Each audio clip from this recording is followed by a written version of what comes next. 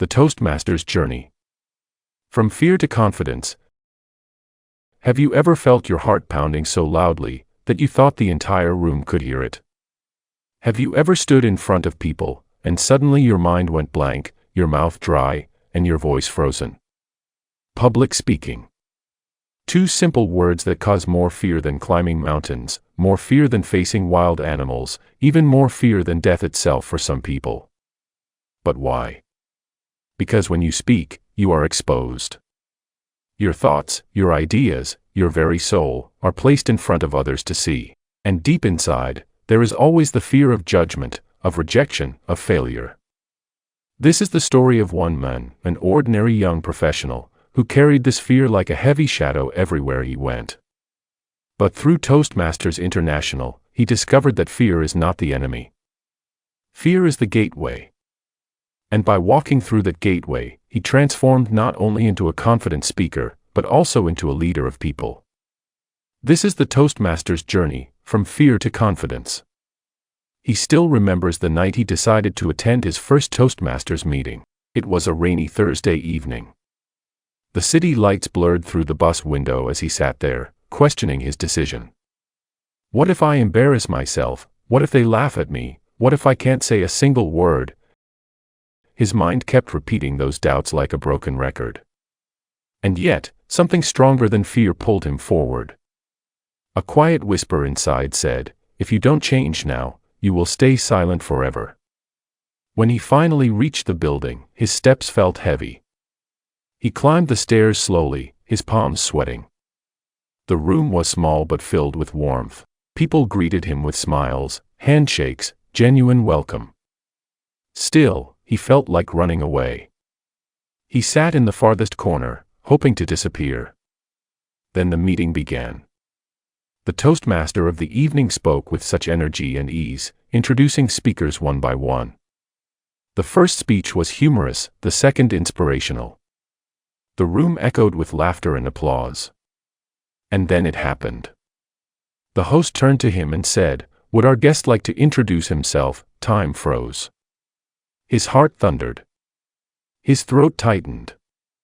All eyes turned toward him. With shaking hands and a trembling voice, he managed only a few words. "Hello, my name is. I'm happy to be here." It was nothing impressive. But when he sat down, the room filled with applause. In that moment, something changed. He realized that fear had not destroyed him. He could survive it. And if he could survive it once, he could face it again. The following weeks were a test of courage. Every meeting felt like standing at the edge of a cliff.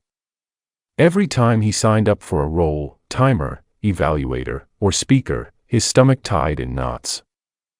The first time he gave a prepared speech, he almost quit. He had practiced for hours in front of a mirror. He had memorized every line. But the moment he stood at the lectern, everything vanished. The words flew away like frightened birds. He stumbled, repeated himself, lost his place. At one point, his hands shook so badly that he dropped his notes. For a brief second, silence filled the room. The old fear returned, whispering, "See, you're not good enough, this is why you should stay quiet." But then, something beautiful happened. The audience smiled. They nodded. They encouraged him with their eyes. And when he finished, they clapped with genuine warmth. During the evaluation, instead of tearing him down, his fellow Toastmaster said, "You have passion in your eyes, don't be afraid to let it out, we want to hear your story." That night he realized, Toastmasters was not about being perfect. It was about being supported. It was about daring to try again. Week after week, he kept coming back. Each meeting was a battlefield between his fear and his determination. Sometimes, fear won. There were nights when he spoke too fast, skipped points, or forgot entire paragraphs. There were evenings when his hands shook so badly, he could barely hold his notes. But other times, he surprised himself. A joke landed well, a story connected with the audience, or his voice sounded stronger than before. Every success, no matter how small, built a little more confidence. Every mistake, instead of breaking him, taught him something valuable. Toastmasters was not just a speaking club. It was a training ground for courage. It was a mirror reflecting who he was, and a window showing who he could become. He learned how to structure speeches, how to use body language, how to pause for impact. But more importantly, he learned that people were not his enemies. The audience was not there to judge him. They wanted him to succeed. This shift in perspective changed everything. Fear no longer felt like a giant monster. It felt like a companion on the journey, loud, annoying, but powerless to stop him. Months later, the club announced a speech contest. For days, he debated whether to join. The old voice of doubt whispered, "You're not ready, others are better, you'll embarrass yourself." But something inside him had grown stronger. This time, he answered back, "Maybe I'm not perfect, but I will never grow if I don't try."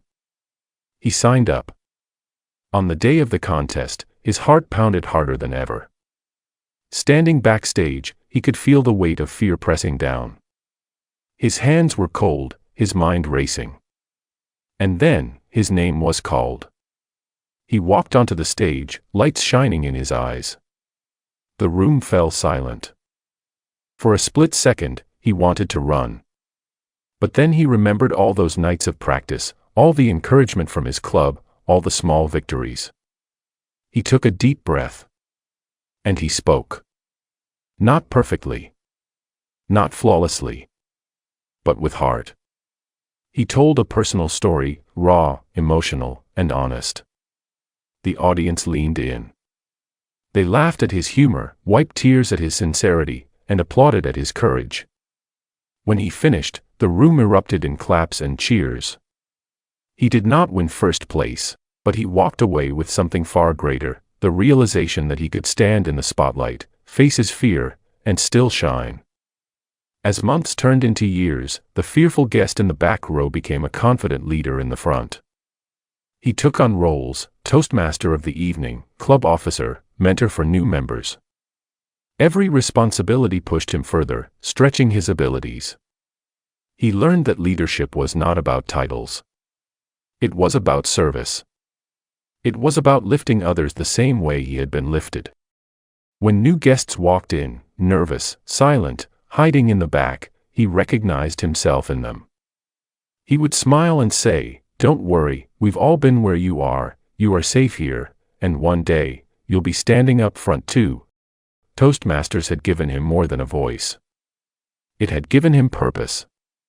At work, his colleagues noticed the difference. He spoke with confidence in meetings. He led presentations with clarity.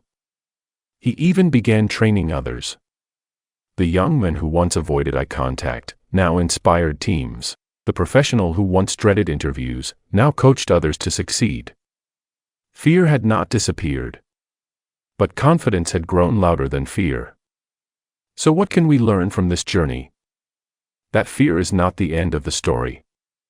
It is the beginning.